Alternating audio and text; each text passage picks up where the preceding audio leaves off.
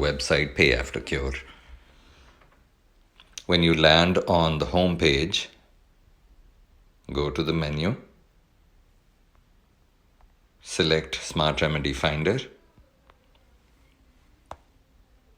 and then log in. It requires registration. If you have not registered, please do that first. You log in. We have a test account, so we will use that. Using the test account, we log in and then land on the Smart Remedy Finder page. Let's see, we select the illness, cold and flu. After selecting that, we scroll down. Under the category of general, there is what is your name. You can write your name and then start answering all other questions. I will make some random choices.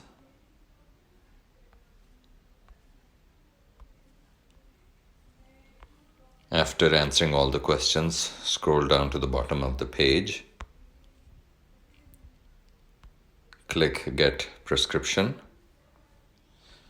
The next page will show you the summary of your answers. Go to the end of the page and see if the above answers are correct or not. If they are correct, select yes, otherwise no, and you will go back to the previous page. So we'll assume everything is correct. Yes. Then select next. It will take you to the next page, which is disclaimer.